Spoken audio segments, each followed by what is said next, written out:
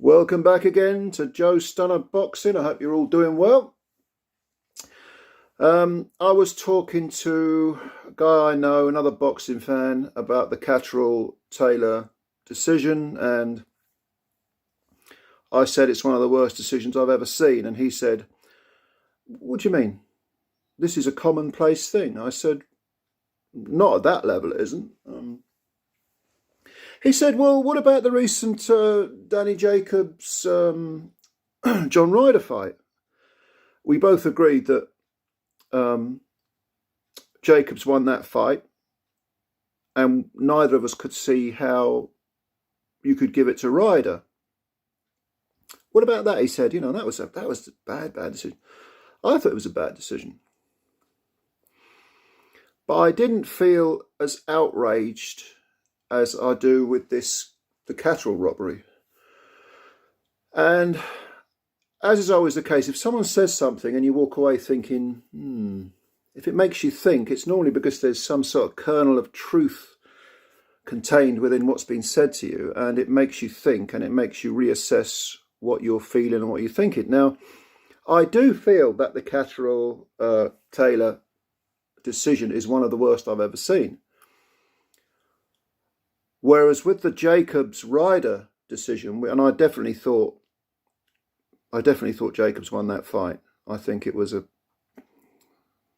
pretty much a quote-unquote gift to Ryder, but it got me thinking, what's the difference between between a controversial decision and something that can only be construed as a robbery? I thought that was worth assessing. Now, the difference is probably that, well, first of all, let's start with how to score a fight. Okay. We hear this word subjective thrown around all the time. Scoring is subjective. Robert Smith of the British Boxing Board of Control, this is probably his favourite word, isn't it? How do you score a fight? Okay, let me tell you how I score fights. Number one, there are two things I go with that help me out a great deal.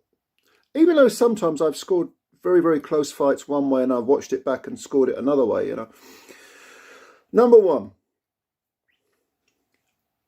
if you're applying criteria to one round, to one particular round, you have to apply it to every single round. You can't move the goalposts.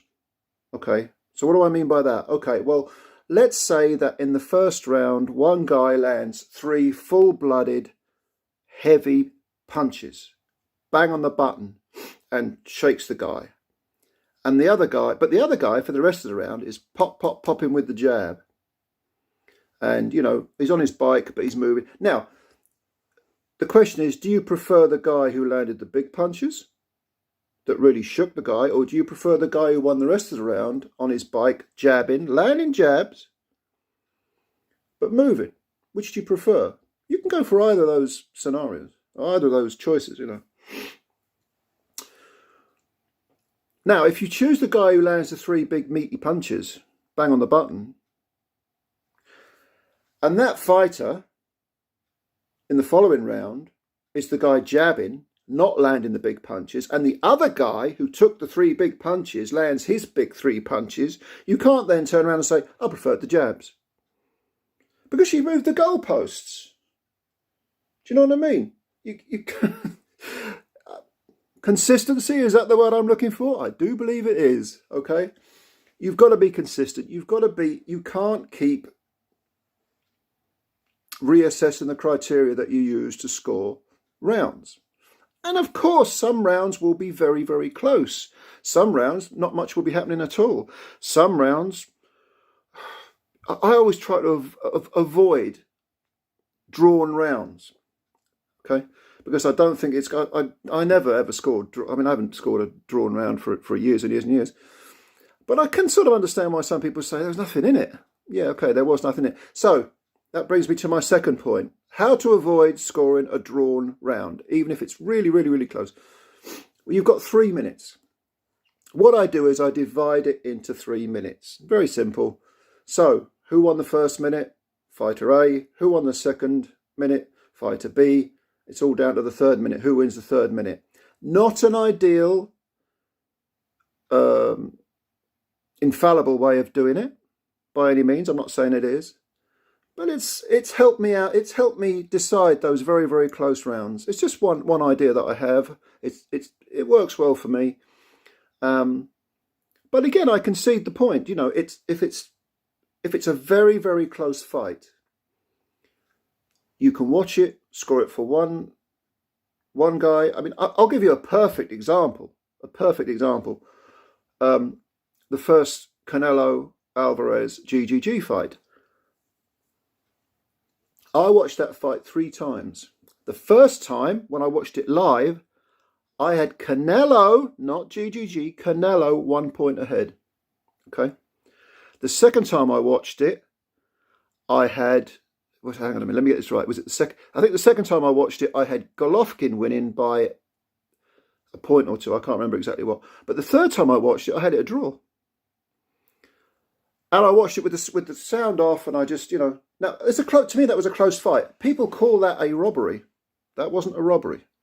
It was a draw. The judges made it a draw, and probably at the end of it, if you weren't scoring it as you were watching it, or you just weren't scoring it at the end of it, yes, GGG gave the impression that he had outpointed Canelo, but it was a close fight, and to call that a robbery, I don't go along with that. I never go along with that, ever. And there are fights that most people say, well, this fighter clearly won, and I've gone, actually, no, I think the other guy won, and I've been in the real minority. Again, I'll give you another Canelo fight. I still, to this day, think that Cotto beat Canelo. And most people are like, what are you talking about? No, if you look at that fight and you analyse it, I think Cotto beat him. You know, it's a video for another time. I can't explain fully why, but, you know, basically he was landing more punches, combinations, and I wasn't, you know, I chose the guy who was busier, basically. And I applied the same criteria to every single round, and I had Cotto winning, and I watched it back. When everyone said, oh no, Canelo definitely won that, I watched it back, I still made Cotto the winner. So, yes, there is a subjectivity to scoring. But anyway, let's get back to the original question. What's the difference between a controversial decision and one that's a flat-out robbery? Well, to me, again, there is no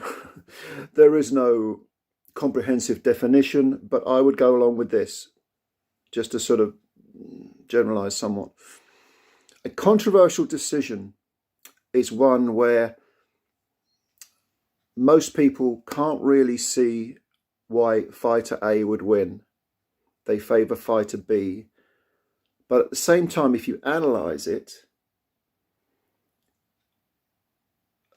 there is a grey area.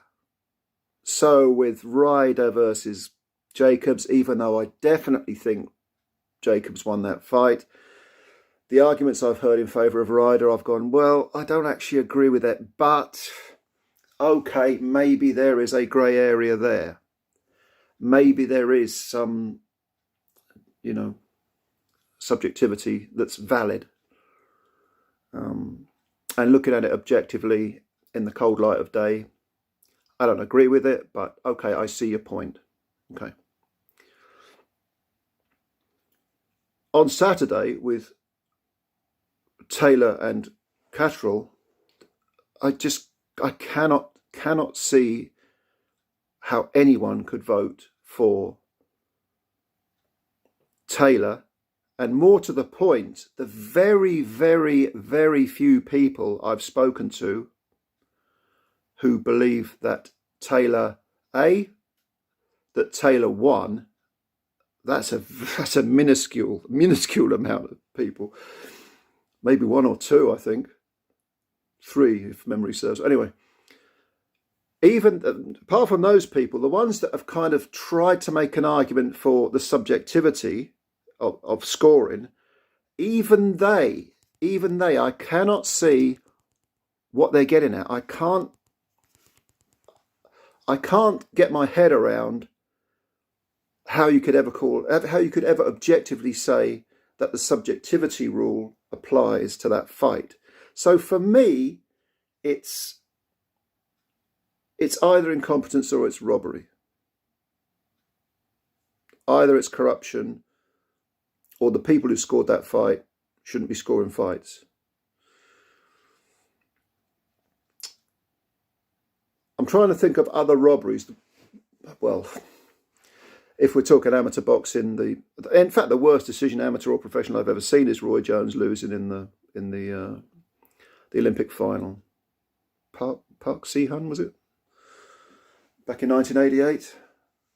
Clearly, that was a robbery. You know, there's just no way you could say that Park Si-hun won a 10-second period of any round. Professionally, I think Robin Reed being ripped off against Sven Otka was a flat-out robbery. I can only put that down to corruption. Kawasaki and Robin Reed, was that a robbery or was that controversial? I would say that's controversial. I wouldn't say that's a robbery. Most fights that are called robberies are not robberies. They are sometimes close fights, you know, sometimes they don't appear to be that close, but when you analyse them, when you go round by round and you break things down, you can sort of see how someone can arrive at a surprising verdict. But most so-called robberies are not robberies. I mean, another example involving Ryder was the Callum Smith fight. I mean, I really thought Ryder won that fight. But you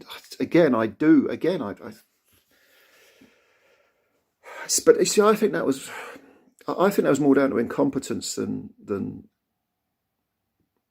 corruption. That's the impression I get. If you analyse the cards, it didn't seem to me like that was like the fix was in. Maybe I'm wrong. Maybe I don't know. I'm saying that, but what do I know? I mean, I could be wrong. But on Saturday in Scotland, undisputed Scottish world champion against an English, unfancied, unfashionable English outsider.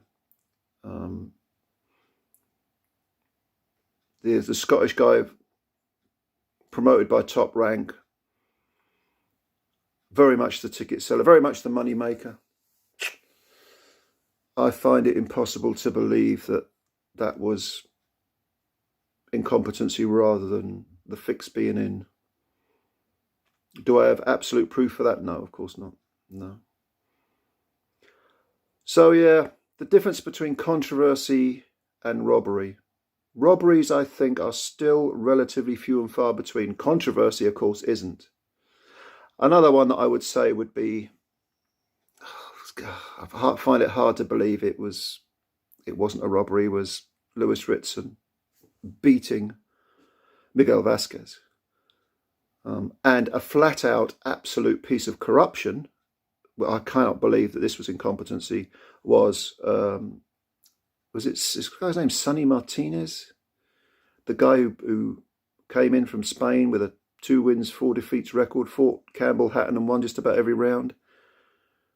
That was a gift. That's got to be a robbery. No referee is that incompetent. Jesus Christ, it defies belief. I can't believe that was a gift. That was a flat out piece of corruption, in my opinion. He filled his card out beforehand. Anyway, just a few thoughts. Controversy, robbery, not quite the same thing. Well, not the same thing, but worth thinking about. What do you think? What are your opinions? Leave them below. Leave your comments below. I'm always interested in your comments. If you are new to the channel, please subscribe. Hit the subscribe button. You're doing me a big favour by doing that. Hit the like button if you like the video.